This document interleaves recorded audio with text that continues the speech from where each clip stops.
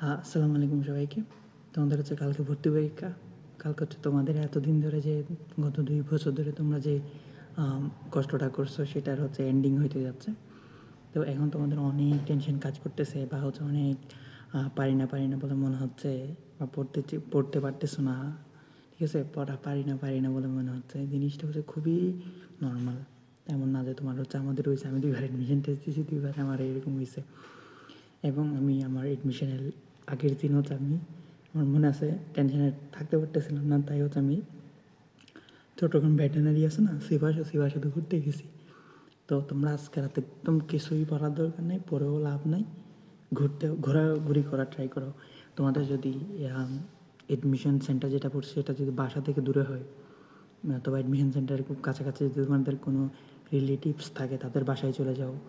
এবং পসিবল হইলে exam centre আজকে একবার যা দেখে আসবা, ঘুরে আসবা। এখানে ঘুরো, আজকের কথা হচ্ছে, আমার কথা হচ্ছে ভাই আজকে ঘুরো, বাট কোনো স্ট্রিট ফুড ট্রাই করতে যাও না, ঠিক আছে? আবার ডায়রিয়া শুরু হয়ে গেলে তাহলে অবস্থা খারাপ হবে।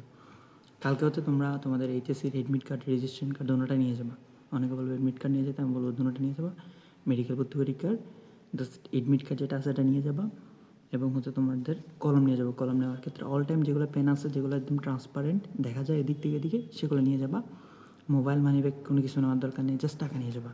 তোমার ধরো হচ্ছে গাড়ি ভাড়া লাগবে একটা 100 টাকা, তবে একটা 500 টাকা তোমরা নিয়ে যাও, ঠিক আছে? মানি ব্যাগ নিয়ে যাওয়া যাবে না, গেল। এরপর হচ্ছে তোমার মোবাইল নিয়ে যাবা না। মোবাইল নিয়ে যাবে না, এটা তো বলাই লাগে না।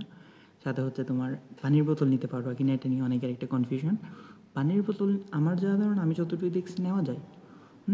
তোমার হচ্ছে যে পানির বোতলে দেখবে হচ্ছে একটা লেখা থাকে না যে মাম, বা হচ্ছে একটা স্টিকার থাকে, স্টিকারটা উঠাই নিবা, মানে একদম ট্রান্সপারেন্ট করে নিবা, পানি নিতে পারো।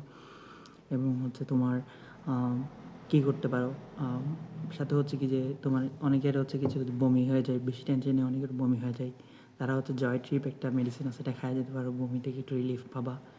এবং মোস্ট ইম্পর্টেন্ট সেটা হচ্ছে খাবার খেয়ে যাবা। খাবার খেয়ে যাবে, ভাত খেয়ে যেতে পারো। ভাত খেয়ে গেলে তোমার জিনিসটা হচ্ছে মাঝখানে ব্যালেন্সটা থাকবে, যে একদম ক্ষুধা লাগবে না, কারণ হাইপোগ্লাইসেমিয়া হইলে তখন মাথা একদম কাজ করা অফ করে দেবে। চকলেট নিয়ে যেতে পারো, ঠিক আছে?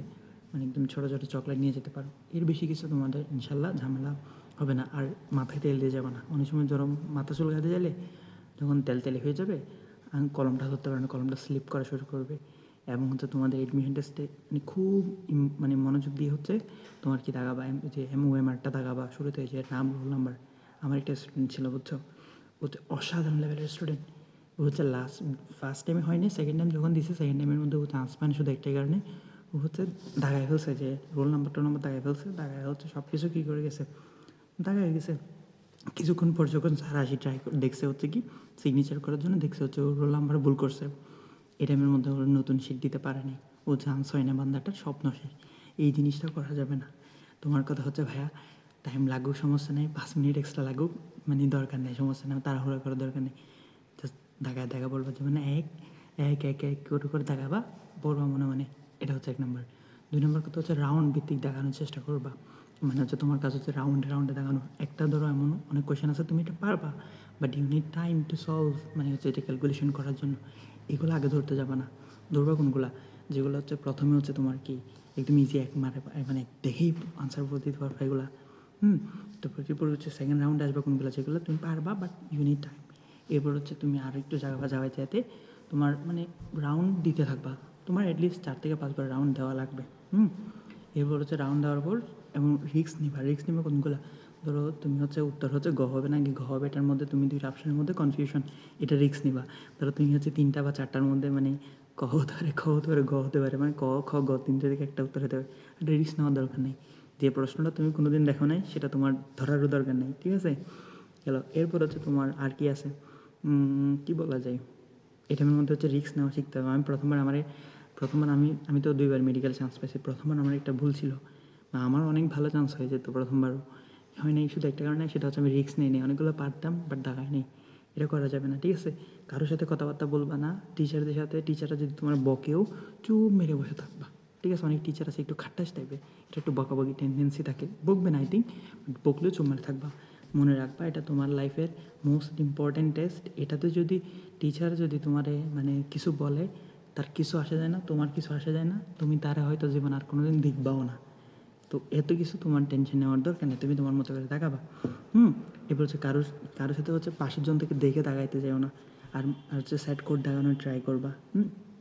সেট কোড দেখানোর ট্রাই করবা, আর কি আছে এগুলোই।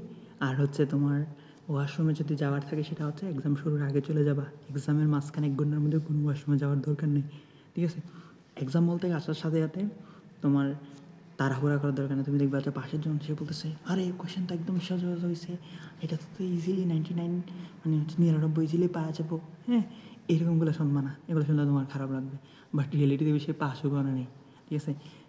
মেন হচ্ছে কি, প্রশ্ন যেরকমই হোক তুমি ট্রাই করবা তোমার ম্যাক্স তুমি দেখায় আসবা। ম্যাক্স দেখায় ফেলবা, ম্যাক্স দেখানোর ট্রাই করবো, ম্যাক্স দেখানো লাগবে। কলম নিয়ে যাবো অনেক।